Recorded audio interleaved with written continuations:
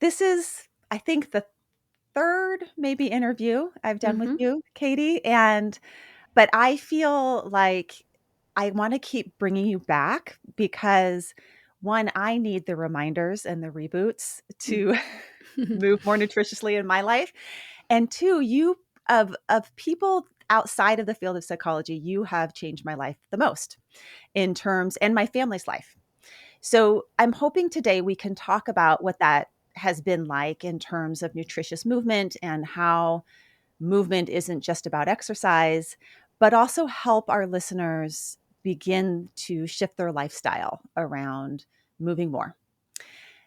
So let's just start with maybe a good place to start is just sedentary culture and what's happening to us. Why is this a problem?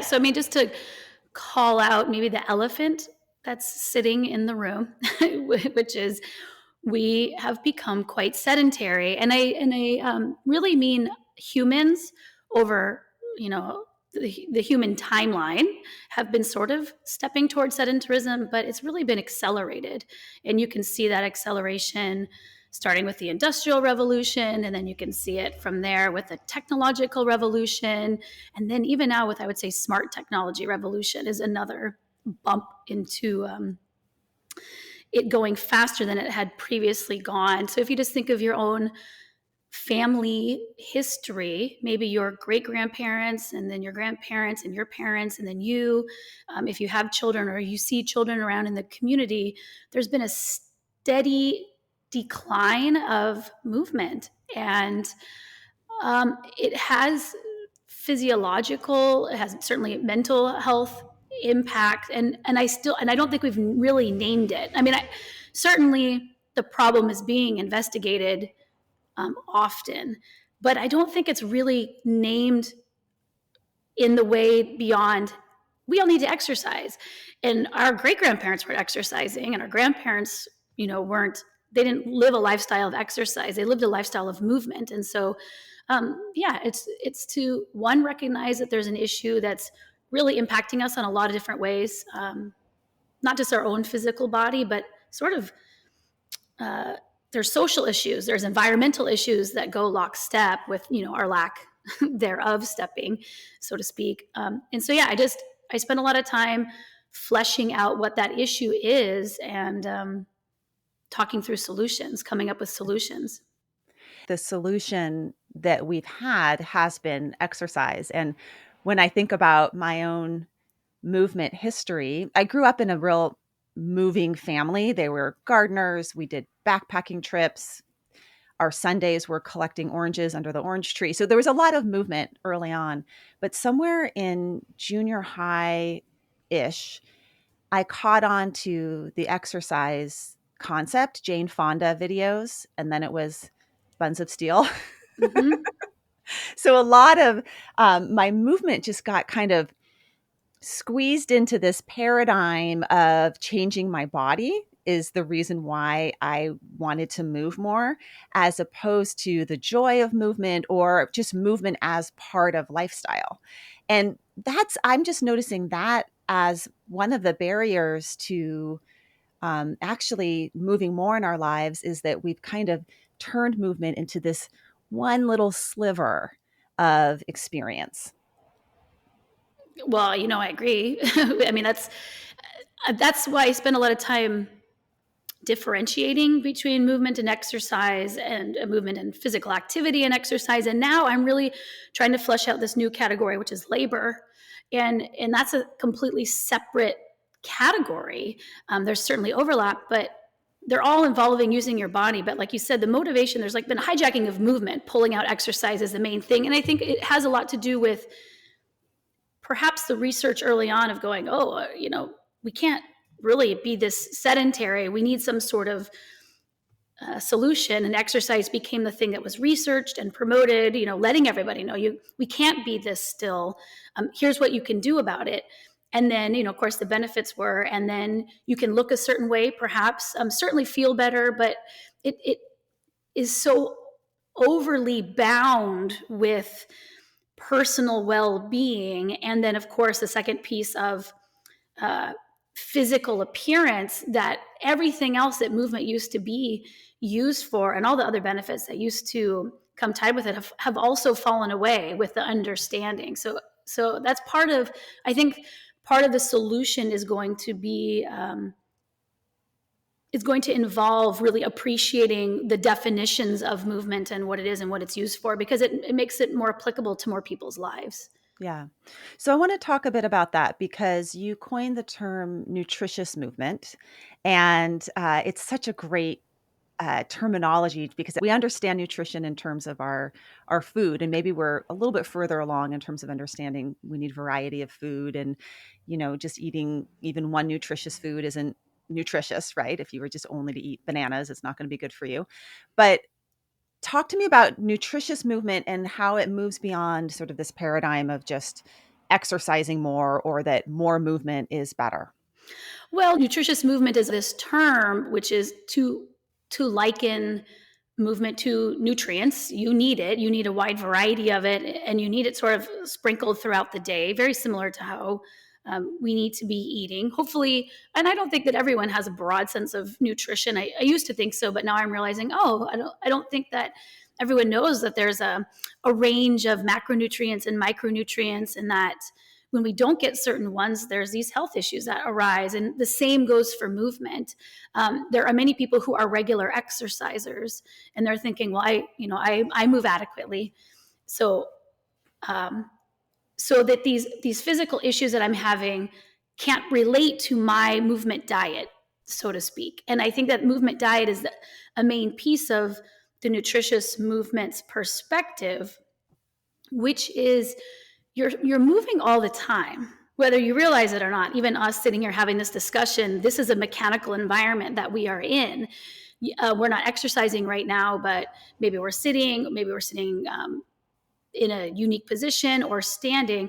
You are moving all the time, and chances are the spectrum of movement that you're getting, even if you exercise, isn't meeting your individual particular needs, because every one of your parts needs to be moving. Like, that's the challenging thing, is your whole body needs to move, yes, but all of your individual parts need to as well. And it could be that your current exercise practice is not moving all of you as much as you think it is. It's certainly not moving it as frequently as perhaps you need to be moving. So like nutrition, there is not only the calories consumed, but there is the types of calories, and then the distribution and the relationship between the calories or the dietary nutrients. And the same goes for mechanical nutrients. Yes, so we need to be moving our parts in lots of varieties of directions and lots of different ways. And actually, was just listening to one of your podcasts that just came out that you were talking about the activity tracker, Yeah. and I did it, where you write down all the things that you do in a day, and then how many hours you spend on each thing, and then you categorize them based on types of movements. And I'm not doing enough throwing and kicking. It's so helpful. I made that piece, and that tracker, and I think it really drives the point home, because you can fill it in and you're like, man, even if your minutes per day of movement is really high. I mean, there's certainly people who have labor centric professions, Mhm.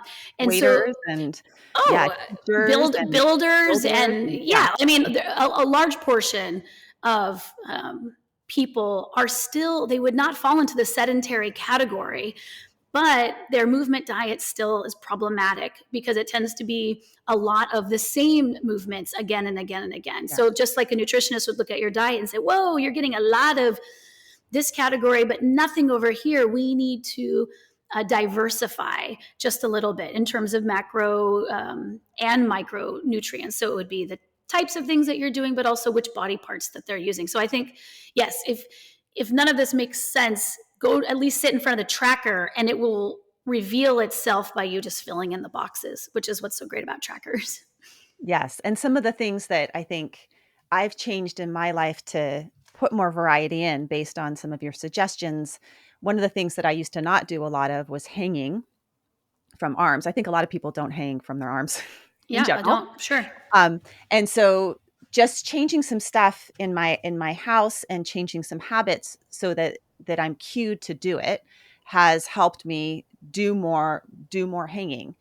Things like having a trapeze in our playroom, things like walking through the doorway and reaching up that you taught. And then also playing on the trees when my kids play on the trees, grabbing a tree if a kid's grabbing a tree. So let's talk a little bit about in Grow Wild, you break down how our sort of our world and our culture shapes our movement, and these different categories, these different containers that either facilitate more nutritious movement, more variety, or facilitate more sedentarism. Let's go through some of those, and maybe you can give us some ideas to build more movement, more variety of movement in our life. So the first one is the container of our culture. And you describe movement as actually being counter culture. Sure. There's a resistance to moving. There's an active promotion of sedentarism, and I don't think that our culture would identify itself as sedentary culture, because it'd be like, look at all the promotion of activity that we're doing. But at the same time, we're constantly being discouraged to move for other reasons that maybe allow the culture to function as it's been functioning. So yeah, like that's just signage and expectations. Some of it's implicit, some of it's explicit. I wrote the book Grow Wild thinking about children, but I've had so many people talk about their office culture, as I feel like I can't wear flat shoes. I have to wear high heels. And like that's really important, the words that you're saying, I mean, there's certainly, unless I have a couple people who work in the airline industry, and it is explicit, you must, if you are a woman, wear high heels as part of your uniform. It's not explicit in that way. It's more just the pressure or the assumptions about what someone who is professional looks like and what they'll behave like. And I think that we have similar expectations, certainly on children, right? That children are at one point seen and not heard. And then now it's become, maybe you could be heard, but you better be sitting down and raising your hand before you're heard. Like things that are just, we all grew up in it. Not even sure maybe the origins of some of those things. But yeah, like it's just about the rules, whether they're just understood rules or whether it's a giant no jumping. I just got back from the airport on that trip to California that we were talking about earlier. And there were no ways to walk around this airport on foot. Mm-hmm. I mean, it was no pedestrians allowed. And so we could either choose to like hire a car to move through one particular area, or or I guess get in trouble, or you could find some other way to sort of finagle your way around on foot, but it wasn't built for being able to move. And I took a picture of it, of course, because no walking here.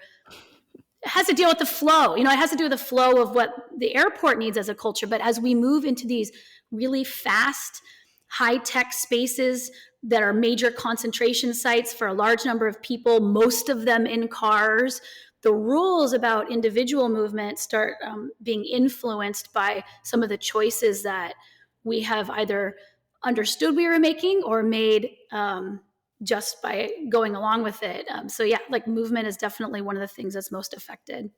One of the things that gets paired up with this is a no movement activity is thinking and cognition. Like if you're going to think about something, you better sit down at a desk and think hard about it. And that's sort of trained up early on in our education system, and then continues to be trained up in our work settings. But the research is so counter to that, Sure. that you are cognitively, you perform so much better when you are moving or after you've moved in all levels, whether it's your attention span is better or your memory and learning is better or your creativity is better.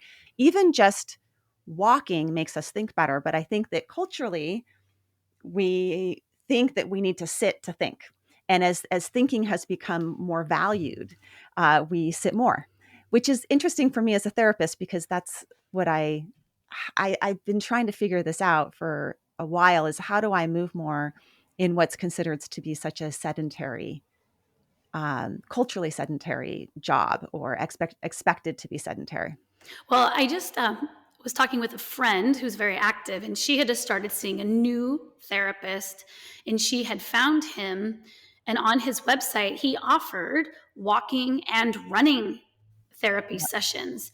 And she snatched that up quite quickly, because same thing, she has her work day and her therapy time, her personal well-being time is going to fit outside of her also sitting already sitting job and all these other things. And so she called and booked a session, and and the therapist had said that she was the one of maybe only one or two other people who had ever taken him up on that offering, but he kept it up because he was just hoping Yeah. that it would let people know that therapy was still available, and just as good, if not, from my friend's perspective, she said better, because she didn't feel stressed about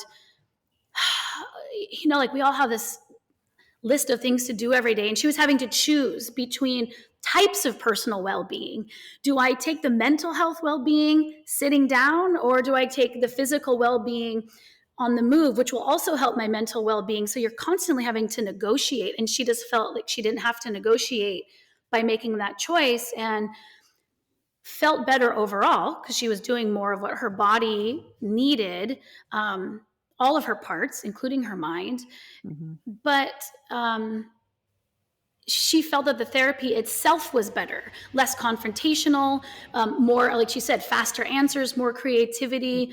The individual was able to listen and participate, maybe because more of their own needs were being met. So I just think of that as really ultimately, stacked, as we like to say.